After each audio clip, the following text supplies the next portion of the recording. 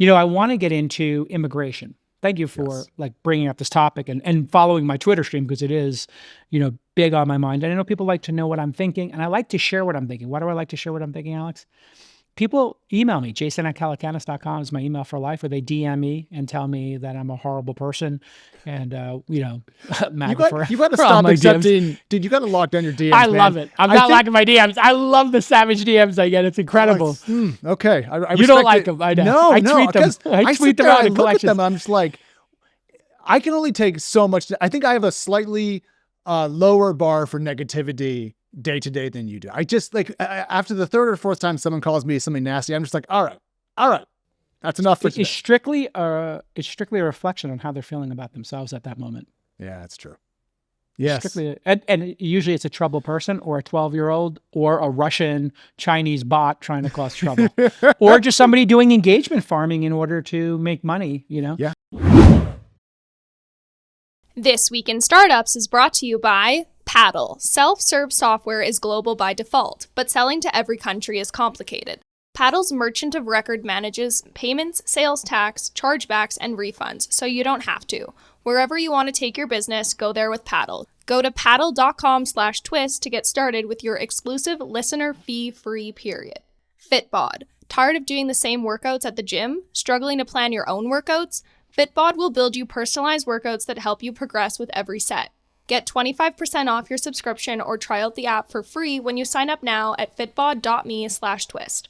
And LinkedIn ads. Start converting your B2B audience with high-quality leads today. We'll even give you a $100 credit on your next campaign. Go to linkedin.com/thisweekinstartups to claim your credit. Terms and conditions apply.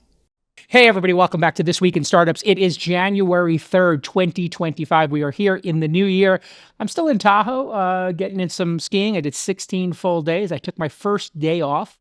I'm trying to beat my record of 40 days, which I did, I think, 3 years ago. All right. My second best year was 36. So I'm currently ahead of my two best years. I track it with an incredible app called Slopes. So I want to shout out Slopes. If you don't have Slopes and Open Snow and you're a skier, please go buy those too. I'm not an investor in either. But yeah, I'm just having a wonderful time. Had a restful, great time with my daughter, skiing a ton. And I got to ski with Chamath and Freeberg. We were all on, this sort of vacation to Tahoe. Not in the same house, but, in the same area.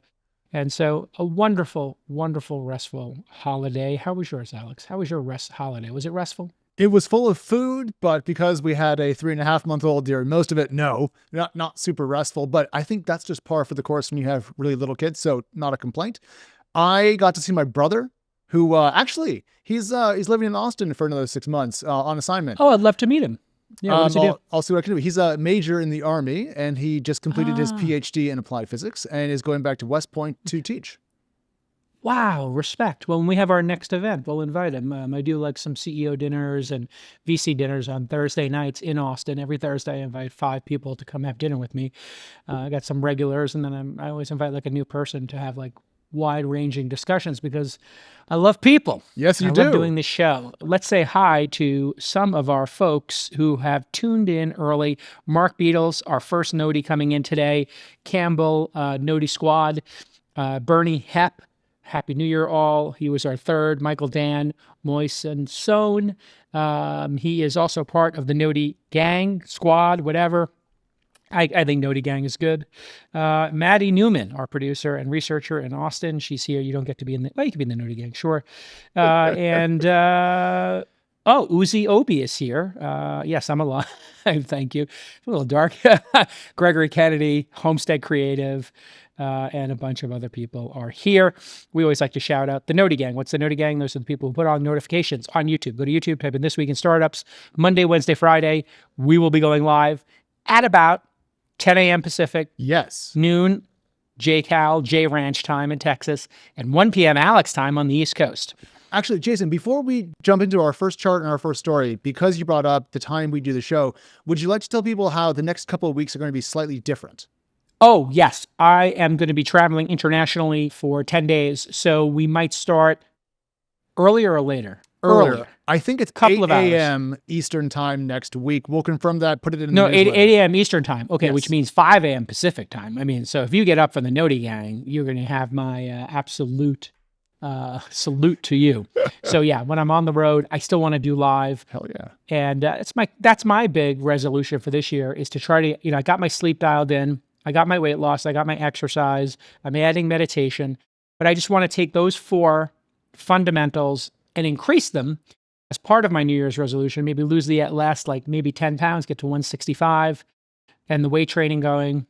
Really dial in the sleep, get that 80, 90 sleep score every night, not just 4 or 5 nights a week. So try to get that to 6 nights a week, maybe. Yeah, and then the diet, I'm really doing well with that, but I got to take out a little of the sugar. So anyway, those are my resolutions. You got any short, any quick hits on your New Year resolutions? New Year's resolutions. So abs for sure. I'm putting in a lot of push-ups, Jason. I'm not gonna lie. A lot of planking, a lot of crunches, trying to work on that. I avoided new dad weight round 2, thankfully, because I gained like 15 the first time and it's brutal.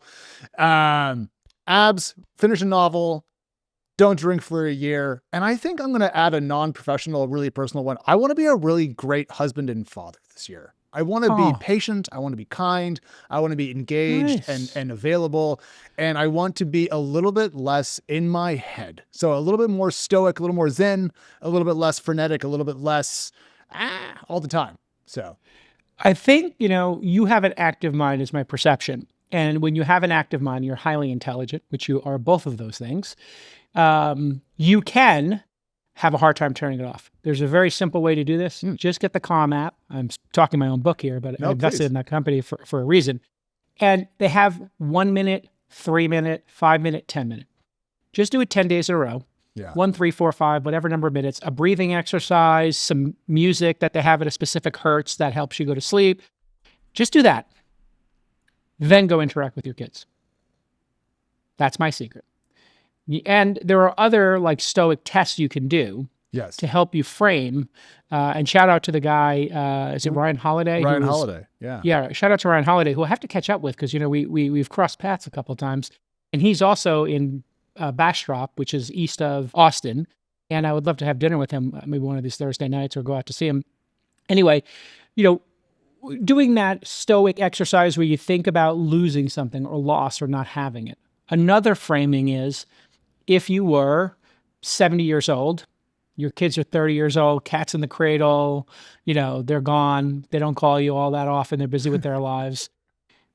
If you could go back to this moment in time, I make it a little emotional here, but if you go back to this moment in time, what would you pay for that? What would the value of that be?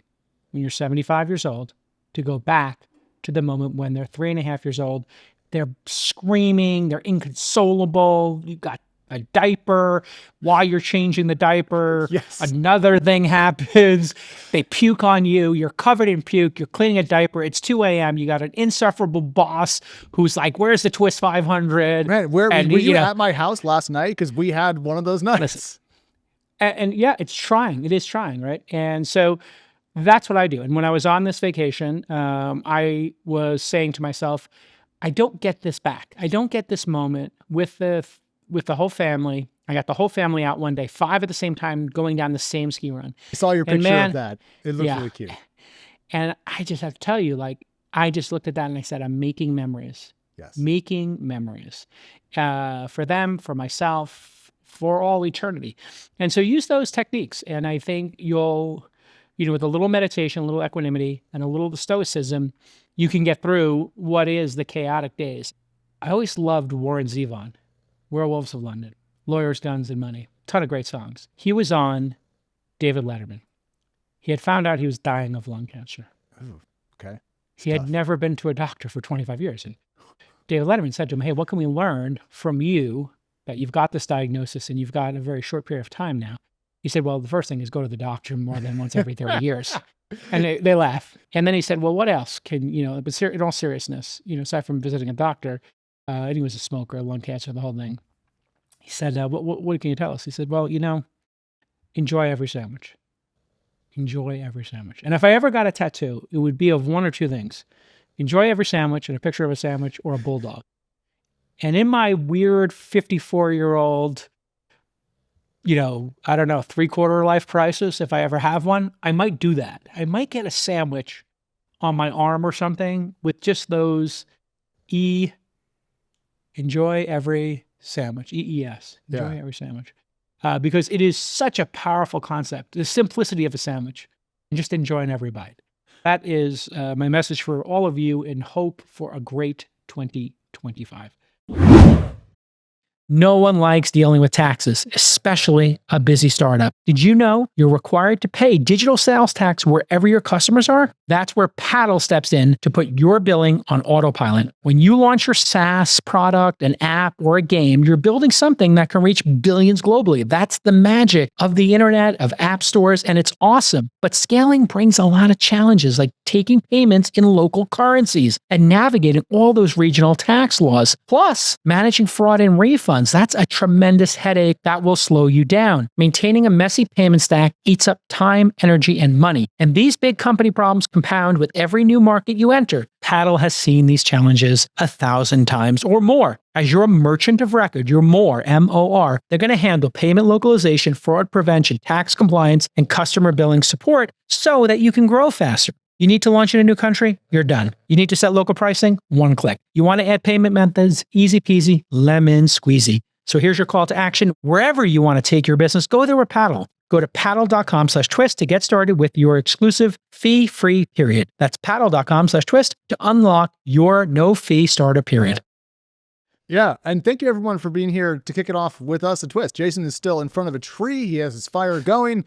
I still have my accoutrement up to indicate my own holiday enjoyment. But Jason, why don't we give the people what they want? And I believe that is spelled CHART in Twist terminology. So let's grab one. Love a good chart. Yeah. And let's start with this. So this is actually a chart that you tweeted, and I wanted to start here because I thought it was a fascinating chart, but I'm curious, why is this quote something that you think a lot about, and why did you share it to start the year? Well, when I started in venture capital, there were very few players, very few, 30 years ago. There were 20, 30 years ago, very few players. You had your Sequoia, you had your Kleiner,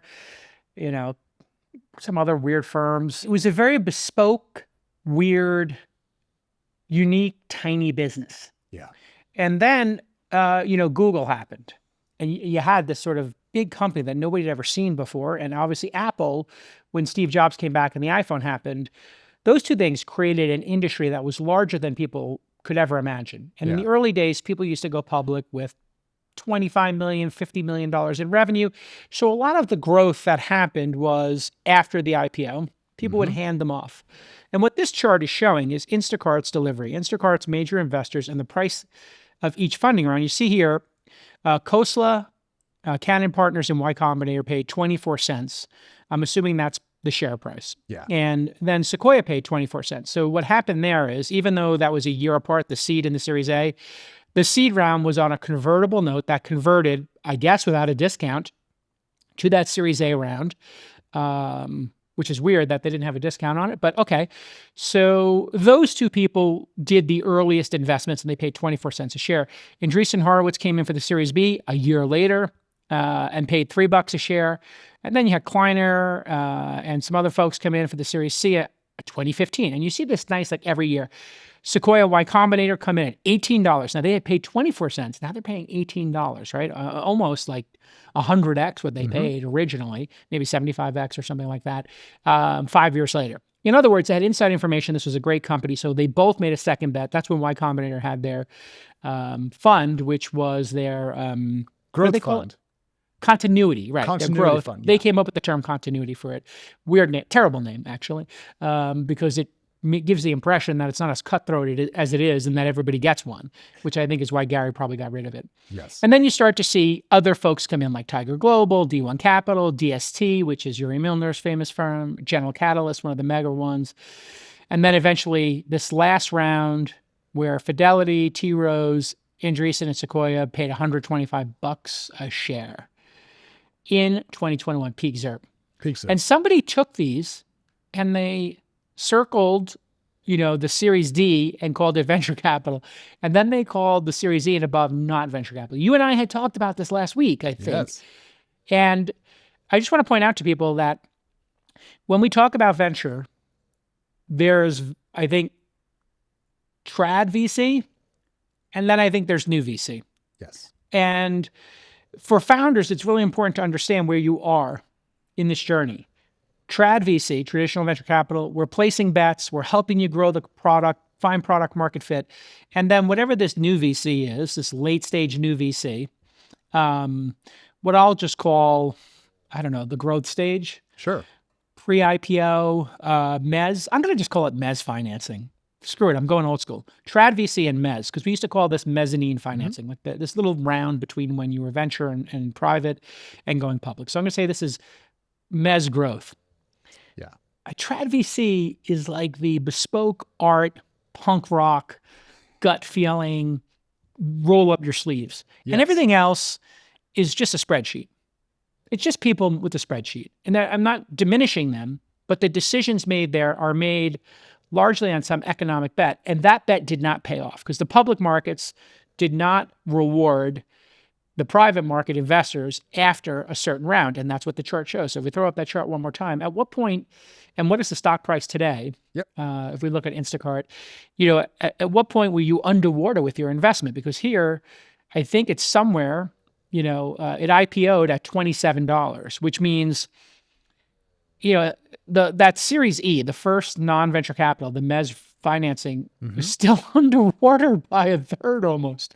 So the share price today, because I thought that's where we'd go with this, was about $44 when I checked it a little bit earlier. So actually, I think D1 Capital with the tender offer in 2020 is probably only now underwater by just a little bit. But that means They're at break even, yeah. But that means everything after, which was the bulk of the capital probably invested in the firm because late stage rounds are larger than early stage rounds, didn't do well. And I think this just goes to show that venture capital, the model, the 2 and 20 model, the partner model, everything we know about venture capital doesn't always scale perfectly through the mezz tranches. But the reason why I like mezzanine, as an idea here is it was always supposed to be temporary and short and constrained. A mezzanine is not the entire venue, right? No, it's just this little, balcony, right? This little Yes. mezzanine, the balcony there. So, the point here is those people put their money in, they sat around for 4 or 5 years and had no return. In that same time, if they had just bought the S&P, et cetera, they were 10 to 25% returns each of those years. In other words, they would have tripled their money, double tripled their money if they had just put it in an index fund. So the industry has changed radically. And the industry in some ways has been broken.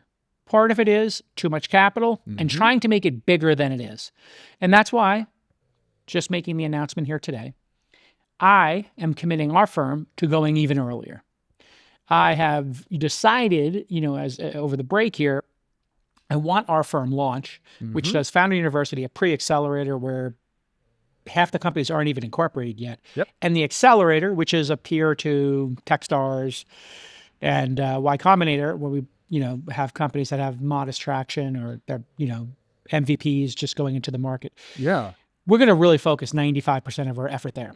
And we were spending about a third, and a third. Third in directs, third in accelerator, third in pre-accelerator. I'm just looking at it saying, you know what, we can do our most work, the best use of our time is in Founder University and Accelerator. So I'm kind of reorganizing our firm around this concept. And so I'm announcing that our Founder University 10th cohort is going to be in person in Austin. So if you're interested in hanging out with me every Tuesday, because Thursdays I tape all in, Monday, Wednesday, Friday I do This Week in Startups. Tuesday is going to be my Founder University day. I'm going to make Tuesday my day for just hanging out with the Founder University Accelerator companies. And we're going to do it in person. I don't know how exactly that will come together. I may get a co-working space. I may do it with my friends at Capital Factory. But I've been looking at that chart, thinking about it a whole bunch, and thinking about where I want to spend the remaining years I have to be productive. All right, founders, let's talk about your fitness. Yes, you can't build the next Google. You're not going to build the next Uber if you're not taking care of yourself. And this includes exercise. That's why I want you to check out Fitbod.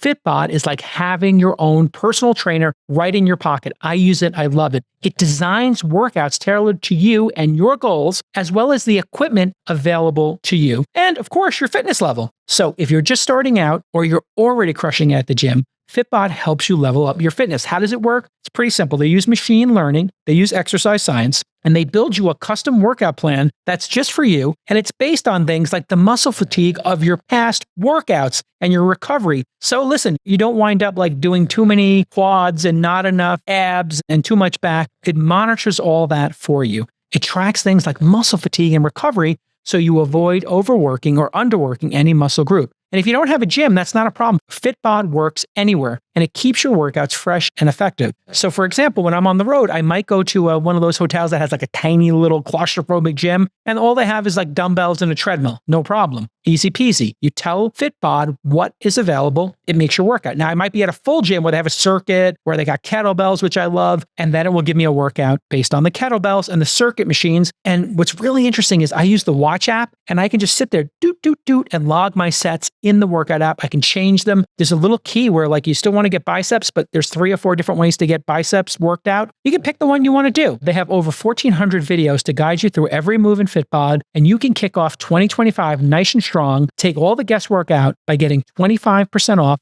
your Fitbod subscription, or you can just try it for free. Fitbod.me/twist. That's FITBOD.me/twist. Fitbod, personalized fitness that grows with you. Well, let's talk about the idea of going earlier, because one thing that people have been talking about lately is how venture capital fundraising on the venture side has become very concentrated amongst a couple of firms. So just to give people some background around why you might be going early, here is a chart that shows just the number of venture capital firms that are active, just as a little bit of background for folks. This, by the way, Jason, is via the Financial Times and PitchBook data. And it just goes to show that, as you can see over time, more firms and then fewer firms. And why that matters is we have seen the amount of venture capital raised go down, but also become more concentrated. So if you look at this chart here from PitchBook, this is from December, so it's slightly out of date, but it's mostly correct. We can see that a handful of firms have raised the bulk of the capital. And if we're going to think about the example of Instacart that we started with, I presume that they're going to deploy a lot of that capital into later stage rounds, because you cannot deploy billions of dollars each year into a pre-accelerator, Jason. I mean, what are the checks for Founder University? I'll get right to that. But looking at this strip chart here, $49 billion raised by the top 30 firms. Andreessen, $7 billion, General Catalyst, $6 billion, Thrive Capital, Josh Kushner's, shout out to Josh, $5.5 billion. These people are doing mezzanine financing. When you're putting $1 billion or $2 billion into, taking Twitter private, or, ChatGPT at $150 billion, should ChatGPT not be a public company if they're making $6 billion a year? Like, what are we talking about here? Why are these companies private? Now, I know they have a special situation because they're trying to do this fugazi nonprofit into a for-profit thing. But then you look, the other experienced managers and emerging managers are a small portion of that.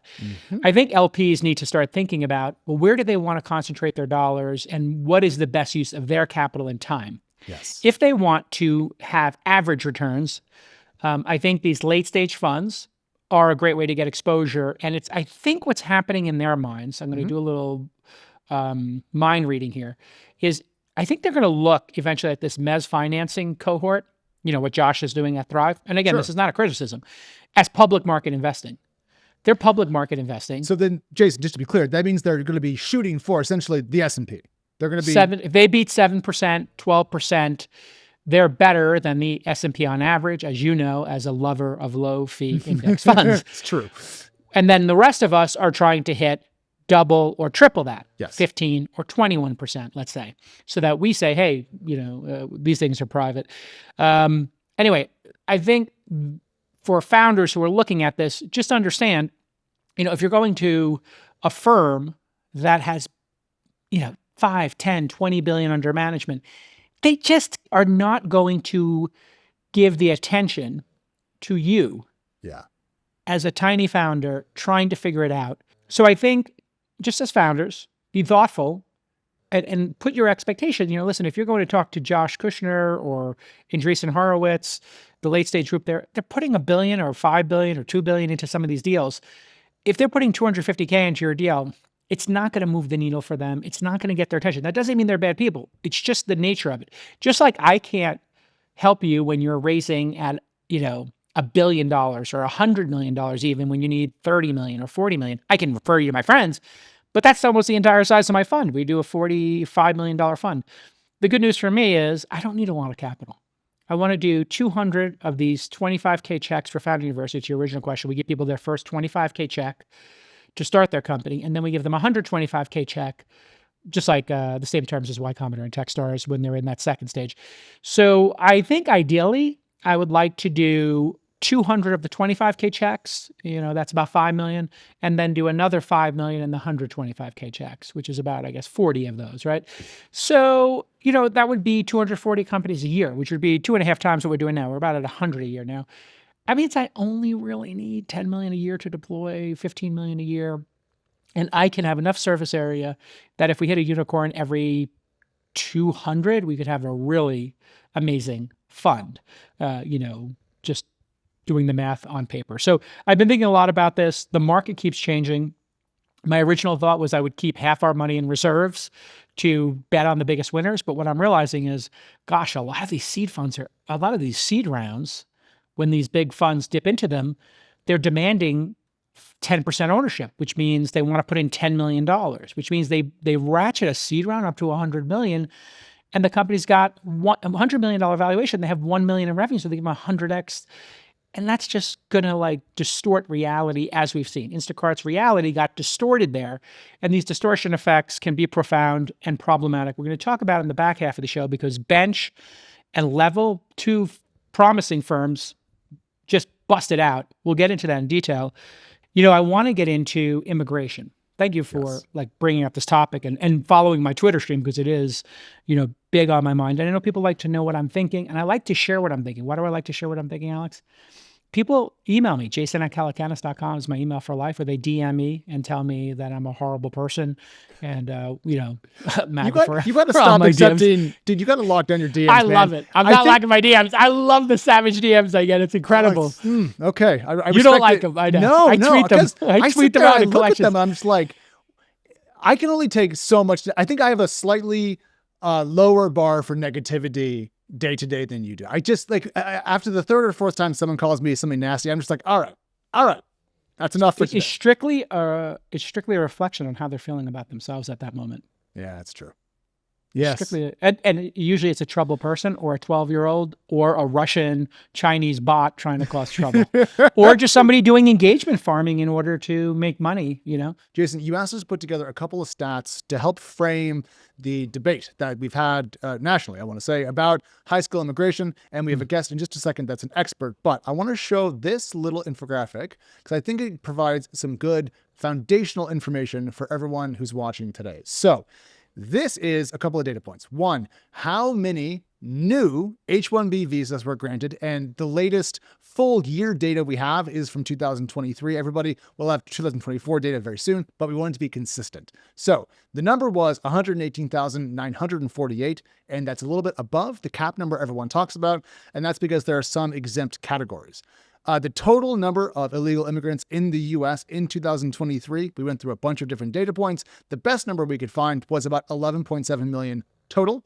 And then the unemployment rate for the U.S. back in 2023, 3.6%. And as of right now, open tech jobs, the best number we could find that was inclusive was about 530,000 tech jobs. So Jason, that's what you wanted to know. And I hope that is accurate to current data too. Well, we will put these in the notes. We'll cite our sources always. Yes. And the illegal immigration number is hard to pin down because it's an estimate, and they have this thing like encounters at the border. Yeah. And I don't know if that 11.7 million is the cumulative during the Biden-Kamala Harris administration or it's in the single year. I think that's combined. That's expected total illegal immigrants living in the U.S. Living in the U.S. It went down to 10 and has now picked back up, and we're approaching 12 million again, but we're still under the all-time national peak, which was 2008.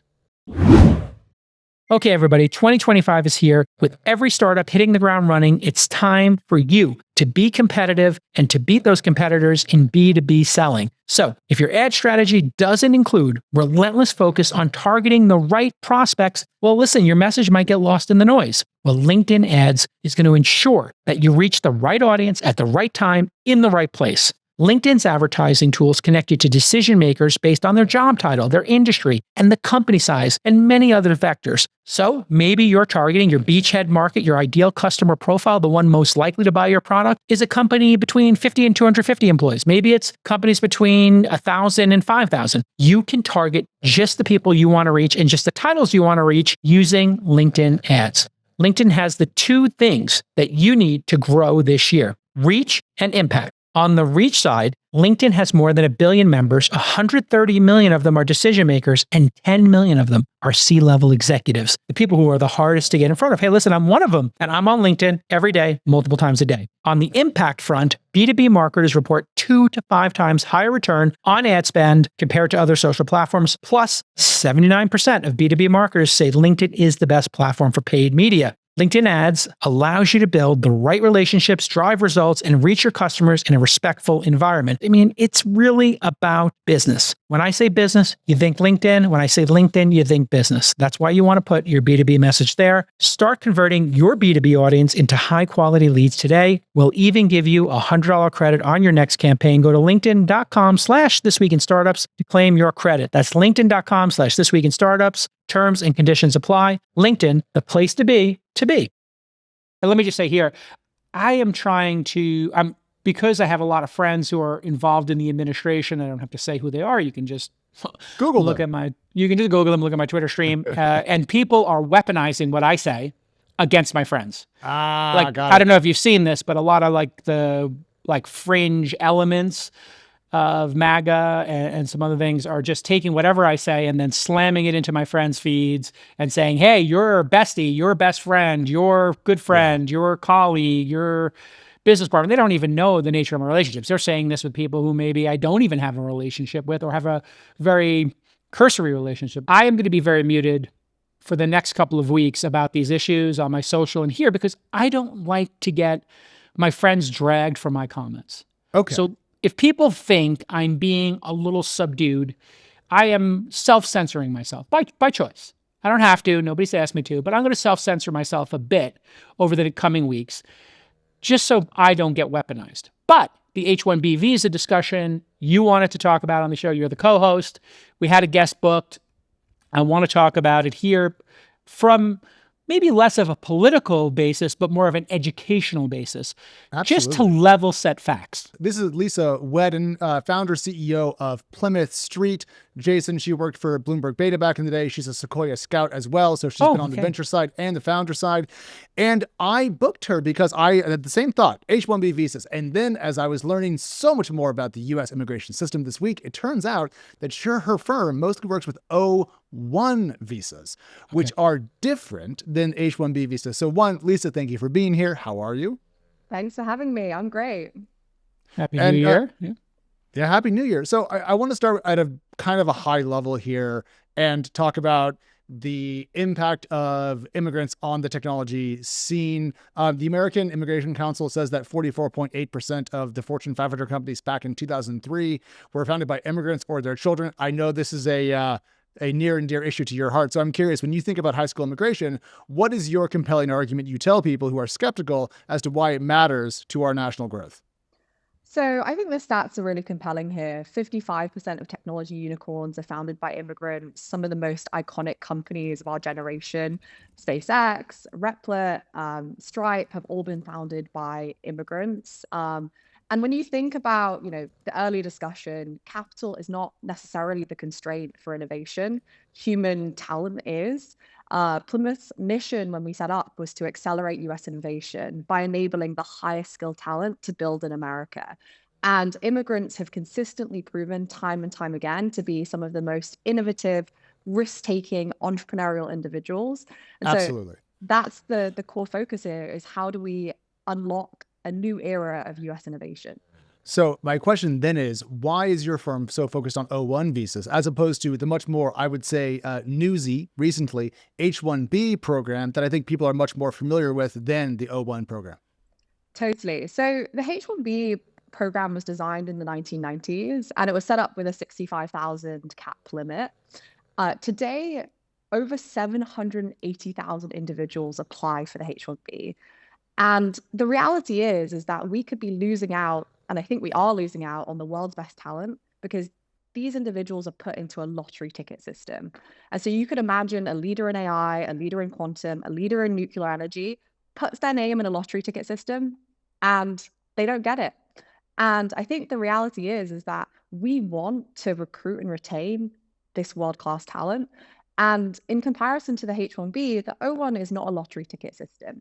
You have to put together a real research report about an individual. You know, these applications are between 400 to 600 pages long to document someone's extraordinary ability. And so you have to be really elite to get this visa pathway. Okay. I just want to recap here, Alex. O1 visas. Yes. This is, I think the quote is, I'm reading here, extraordinary ability or achievement in the science, arts, education, business, or athletics. They must demonstrate sustained national, international acclaim and recognition in their field. This can be proven through awards, publications, high salary, etc. Mm-hmm. That is one type of visa to come to the United States. And this is extremely rigorous. And there is no abuse here, or almost no abuse. In your mind, Lisa, it's too hard to game, the O1? You know, less than 5,000 STEM individuals come into the US on an O1 visa, and you have to document substantial evidence to prove the O1 visa. Okay. So it's not easy. No, it's not an easy pathway to game. How many get awarded each year? And how many applications? Just ballpark, if you know that number. Just under 30,000 get awarded each year. And the majority of those visas actually go for O1Bs, which is in the entertainment and the artistic professions. So if there is less abuse of O1 visas compared to the H1B program, which I think everyone agrees has a place, could use some fixes, do you expect that technology companies writ large are going to move away from H1B visas and toward the O1 process simply because it's not a lottery and therefore is worth the extra effort to go through because it's not random, it's merit-based? I think companies use every tool in their toolkit to retain their best talent, and different visa pathways offer this opportunity. You know, there's the TN category for Canadians and Mexicans. There are visa pathways for Australians. You know, the visa landscape is not a one size fits all. I think also when you talk about early stage startups and later stage companies, they have different talent needs.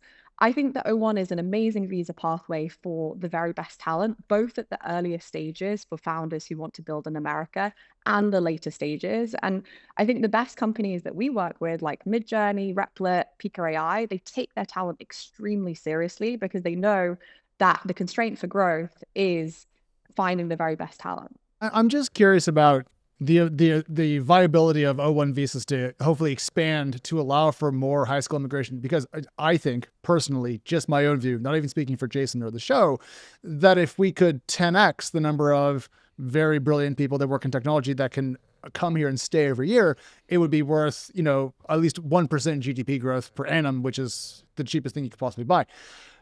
I'm just curious, does the O1 program have the capacity to help with that? Or do we have to fix H1Bs to get that level of high school immigration flowing?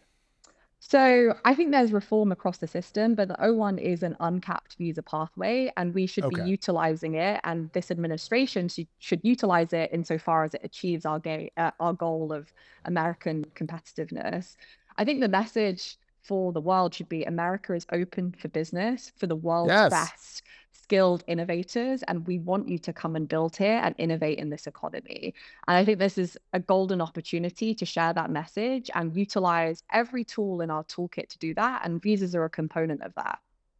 All right. And then I just want to get your take on this because I know you're a bigger fan of the O1 visa than the H1B, but the H1B has been criticized just a lot lately. It's lost some of its, I'd say, public luster. How fair do you think the criticisms are of H1B visas, that they underpay or they entrap workers into contracts they can't get out of because then they get deported? How reasonable are the criticisms of H1Bs in your view? I think there are, most practitioners would say that these are known issues that we need to identify and reform. I think there's been a ton of really interesting discussion online around increasing the compliance fees for companies, increasing the wage requirements. This program was designed in the 1990s. Again, we want a system that is adaptable and updates to our modern era. And so, I think there is reasonable criticism that most practitioners have known. Yeah, So what's I funny? can give a little color on that, actually, Sure. Alex. When I was started my career in the IT business, I was at Sony. Statute of limitations is over, or I don't really care. I'll just say it. I was out to lunch with the people running the IT department, and they said, "Hey, we don't have to work weekends anymore. We got these Indian guys." And they're going to be, in this office somewhere in the middle of America, and they're dirt cheap. They get paid 50% less than us, and they come here with their family. If they don't do what we tell them, and they don't work the hours we tell them, we can deport them. And they have 30 days to find a new job, which they can't. So therefore, they're going to do all the weekend shifts. They're going to work 50, 60 hours a week. There's nothing they can say. And I said, wow, that's really dark. And they said, yeah, it's great. And I was just a 21-year-old kid. And I was like, yeah, but that makes them kind of like indentured servants. It's totally abhorrent. And all the discussions I heard about H-1B specifically during that time period, in the IT business specifically, not entrepreneurial pursuits, was just about saving money and maybe being able to grind these employees down. Is there a fair criticism to that and what I experienced 30 years ago? I can't speak on behalf of all H-1B holders, but I can speak to the people that I talk to every day, a large number on H-1Bs, and they want more flexibility to be able to work at different companies, start their own companies. There's these incredible H-1B employees who are working at large tech organizations, and they want to move on to another visa pathway because they want to build in America. And they are, struggling with this visa category that they're pursuing because they do have to maintain their status, maintain their prevailing wage. And so from my kind of own personal perspective, like I am hearing stories of individuals who want to move off the H-1B because it is not the right visa category for them. And there are companies that abuse the H-1B category too. We know this. Like there are. How do you solve the abuse? How would you solve the abuse? I've watched the Twitter debates. I have my own answers, but I'm curious from your perspective, if you could wave your magic wand, you do this for a living, you work on these, what 3 things would you change in order to make it more fair to American workers who want those jobs and to the employees who I believe in some cases might be 5% or 10%. It's obviously not the majority. Maybe, it's unfair to them. Yeah, I focus most of my work not on H-1B visas. Like I look to people who are moving off H-1B visa.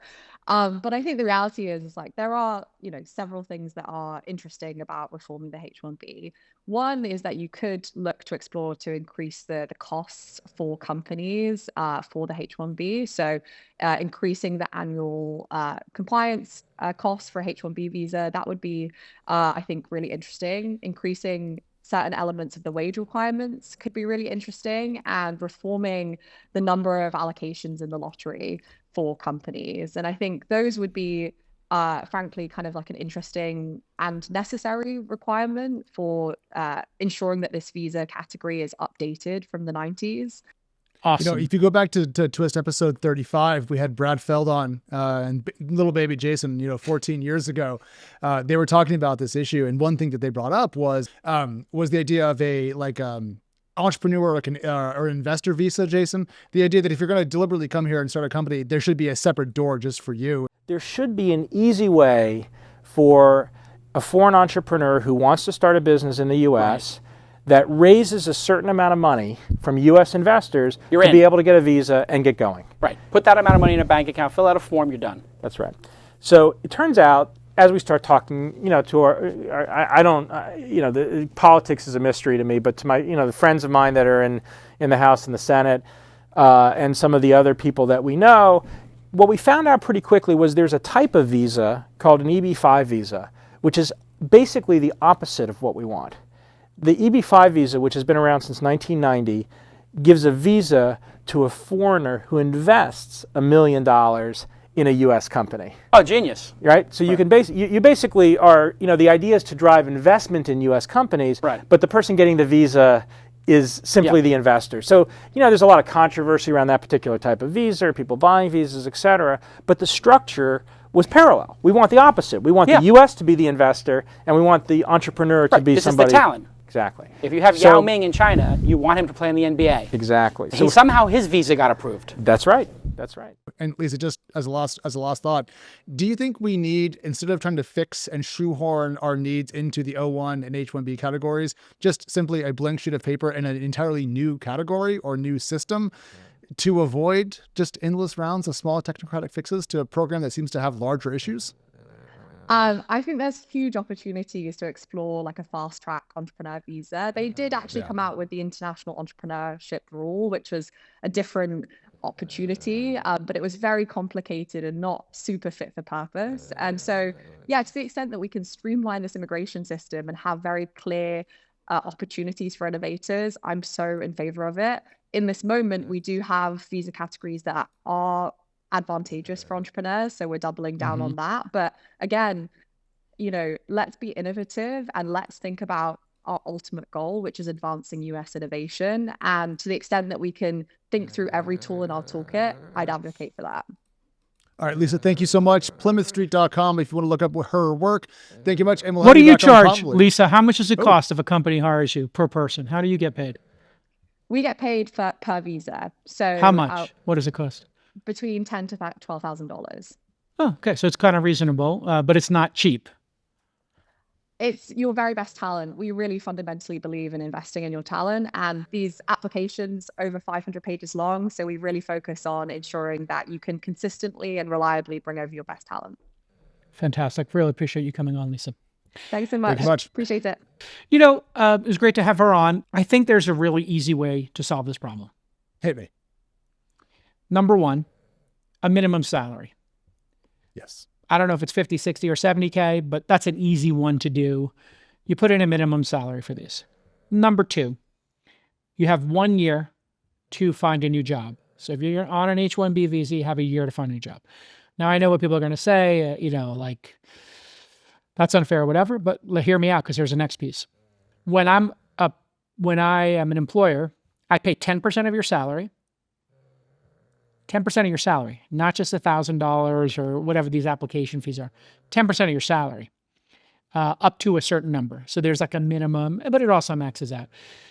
So that you have a disincentive for trying to use this for, like, let's say, frontline IT PC support specialists. Somebody who comes and reformats your hard drive or reinstall software, your whatever's not working.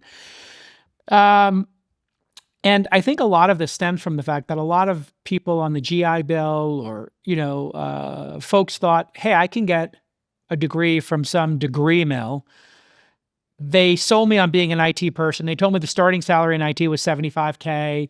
So I went 30, 40K into debt. I figured I could pay that back after the 5 or 10 years. And then I would be making six figures eventually. And then all of a sudden you're like, wait a second, the job I was going against, there's somebody getting paid 50K instead of 75K. Well, if you charge a minimum of 10K per year and you force people to pay not only the 10K, but the employer has to pay the 10K the second year when you leave. Oh, so if you go away, they're still on the hook for it. Still on the hook for that year. Or maybe you're on the hook for 6 months and the new employer's on the hook for the next one, whatever it is. Sure. There's some sort of fee. So that if you are an employer, you really have to think about this. Then you take all that money, and I think Aaron Levy, friend of the pod, has been on many times, from Box, said, hey, why don't you put that money towards STEM education? Sure. Hey, there you go. Now we're talking. Or maybe you put that money towards the people who had IT degrees from those paper mills. We identify them, and we have a way for those folks to pay down the debt for IT degrees that maybe were overpriced or whatever. And I'm not big into that because I like people to make that decision, but I'm just thinking creatively here because there is valid criticism here. I believe there's significant abuse on the low end. Yeah. And once you eliminate that, I think people are going to have a much easier time with this issue.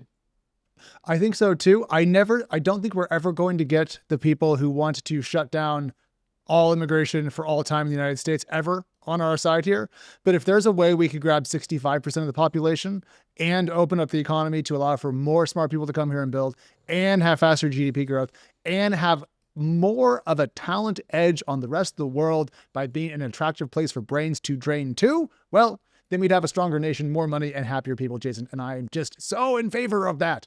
I want big America, strong America. I have literally 3 blog posts I drafted that I'm holding until after Trump's in office and this all dies down, because I don't want to poke the tiger here and have people taking my blog post, quoting it, because I have different feelings on this. And you can look at my Twitter. I've said, I think we should be the most prosperous and the most populous country. I think both of those things are important. And how do you get there? You're going to get there through population growth and people having babies, and you're going to get there through immigration. But you know what? We got plenty of time to talk about this in 2025. We do. And we have plenty of time after the administration has all gone through confirmations. So now, moving on. Sad news, but I want to talk about this. So rewinding the clock a little bit, Bench fell apart at the end of last year. At the end of 2024, Bench, a company that people had heard of and used for a long time, that had last raised money back in 2021, Jason, and was outsourced accounting firm, right? Outsourced accounting firm, exactly. And loved by startups. Loved by startups. And when they died, it shocked people, because I don't think people knew that they were on the ropes.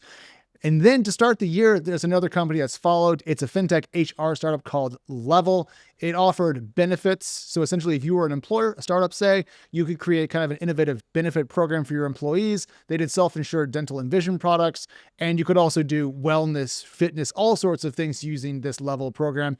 They have also died. And according to Jason, the CEO, Paul Aaron, in an internal email that the information got, he said, quote, "While fundraising, we entered an acquisition process that we believed would provide significant value to our clients and members.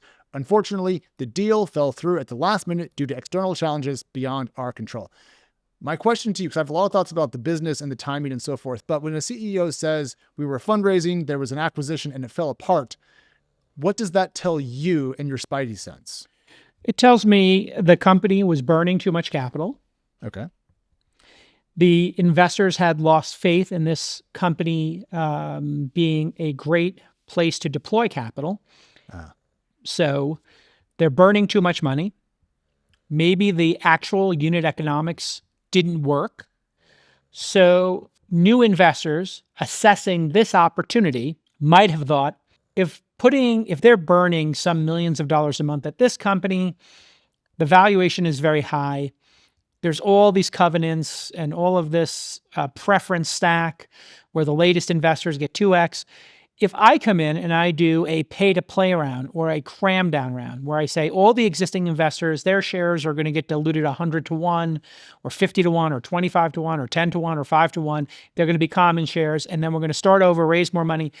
They just thought, that pain and suffering, as Bill Gurley has said over and over again, I've heard him say this on many podcasts, a lot of investors are just like, I don't want to come into a toxic situation and be the toxic person who delivers the medicine to the patient. And maybe acquirers, because of the wrath of Lena Khan, looked at it and said, I can't acquire this for some reason, or they just weren't acquisitive.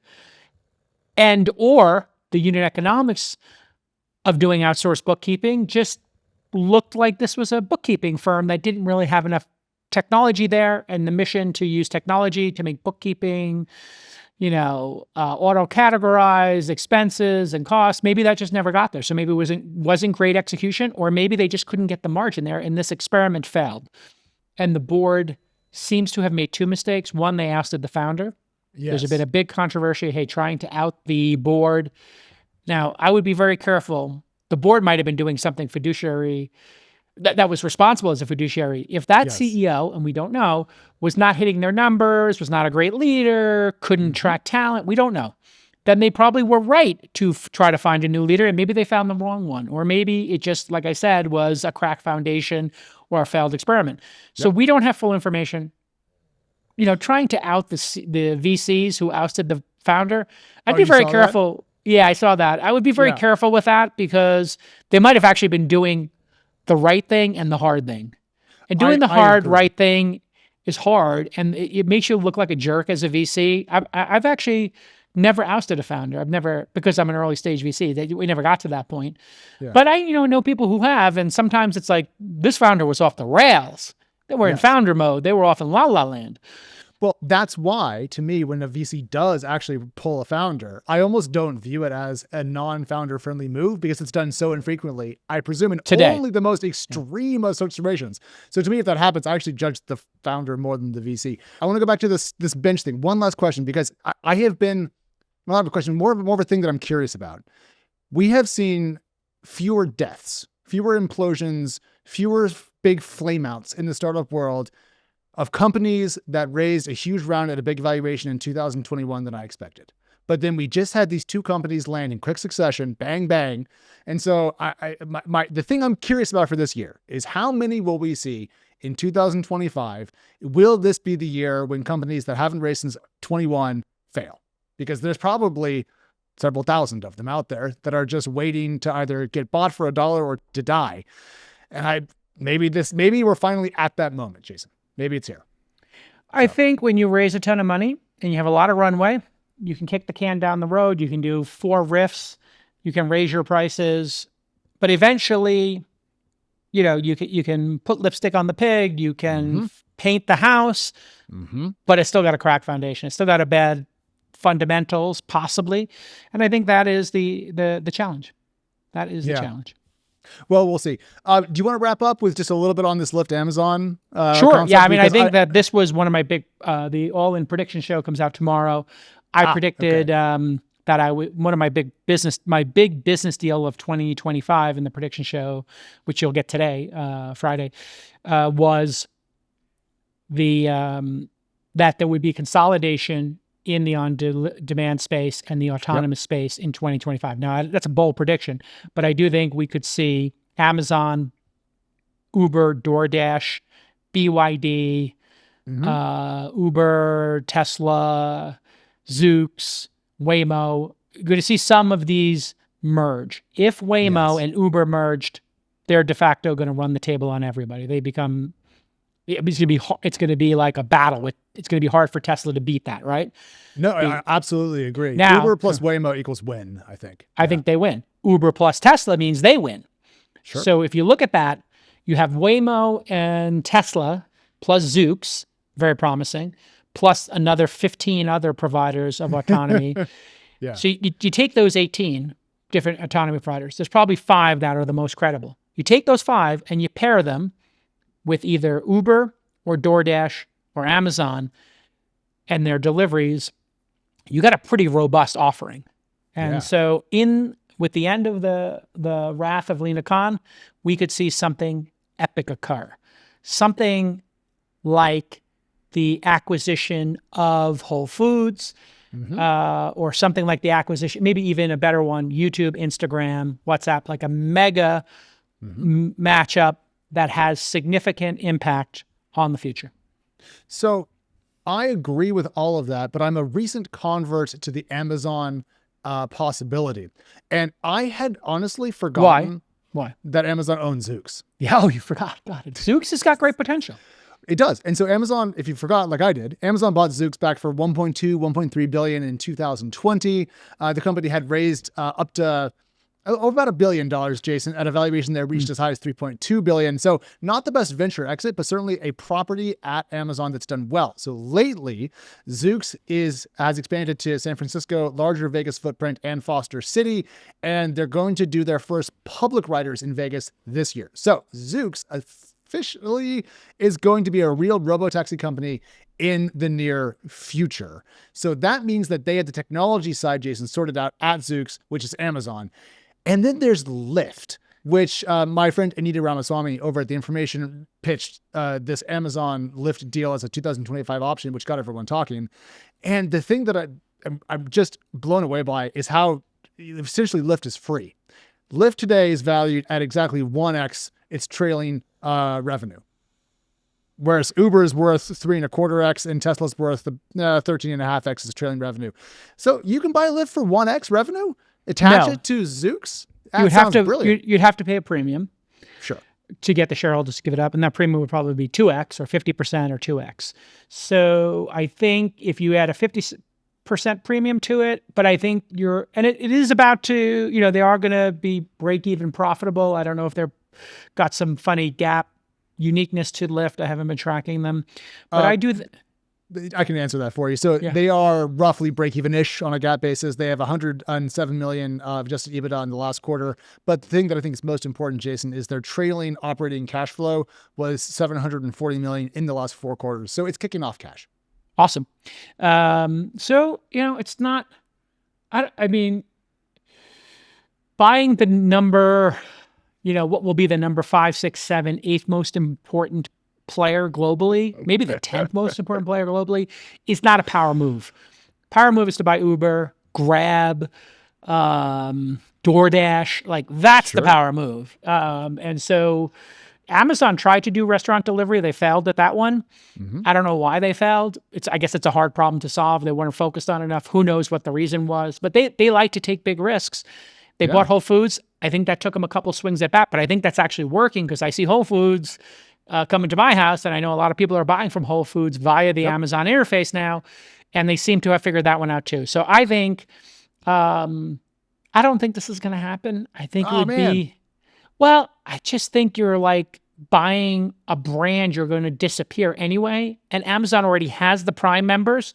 So simply opening this up to Amazon Prime members and saying every Amazon Prime comes with essentially what Uber One is, and Uber One, Apple One, Amazon Prime, it's all the same thing. A membership fee to get people to use a product more, to increase consumption, and to do more lock-in. Uber One's got, I think, 20, 30 million members now. It's incredible. I just slowly picked up on it. And those people, from my understanding from public reports, spend a lot more money. So there's something really interesting about that Uber One membership and Amazon Prime that could be very powerful. If you think about those as one thing, and you think about what they're both doing, at their core, Amazon and Uber both move stuff. Yes. If I was on the board of Amazon, Tesla, or Google, I would have one thing in mind. And now people think I'm talking my book here. I have exposure to all these names except Tesla. And if I wanted to have a bunch of Tesla, I could. I think the stock's kind of hit meme territory right now. It's like and I have owned Tesla in the past. The reason I don't own Tesla, as I said before on the show, is like people think I have some inside line because of my friendship with people over there.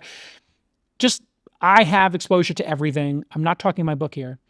Whoever on those boards buys Uber, and I don't think Uber's for sale, but no, I don't think Dara's going to, would it be? No, open? but if I was Bezos, I would get in a room with Dara and say, what do we got to do here? If I was Elon, if I was on the Tesla board, I would be like, because I think Tesla's now worth over $1 trillion. Uber's worth 130 billion or 40 billion. Giving up 10% of your equity or 5% of your equity to own those 25 million members and then just be guaranteed to win and to have a global footprint day one or day zero, because the cyber taxis aren't going to be on the road till next year sometime, or maybe the end of this year, and they'll go into mass production next year.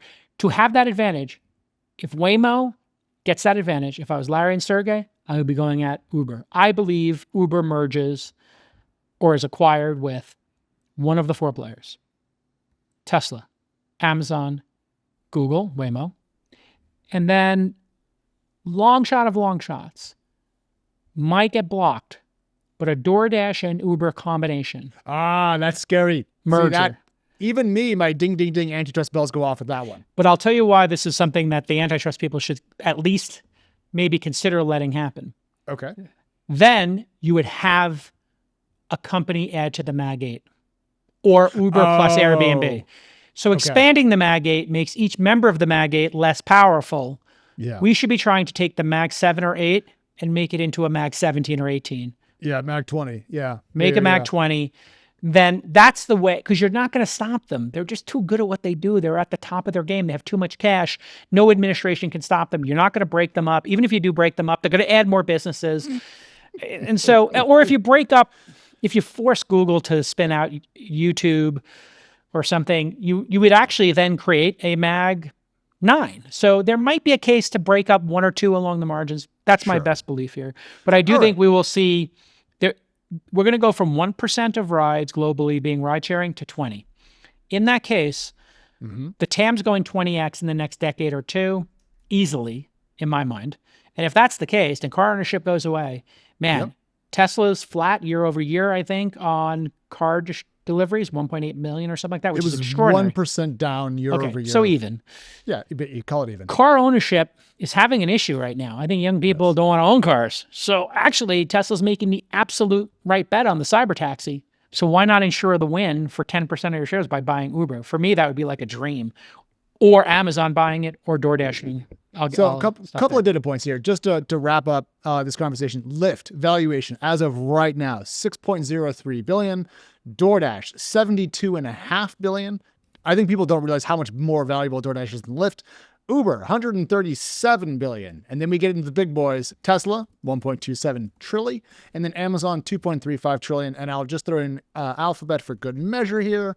That is, drum roll please, $2.36 trillion. So there's a lot of capital here. Someone buy Uber to make Jason's month.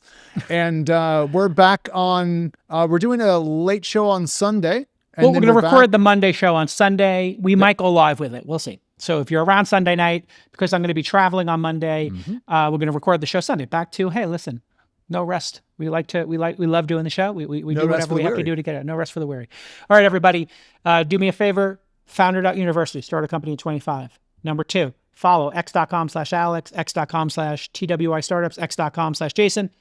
And finally, I'm trying to get to $1 million in startup credits for getstartupcredits.com. This is a gift from me and my team to all startups. We can't invest in every startup. 20,000 people apply for funding from us.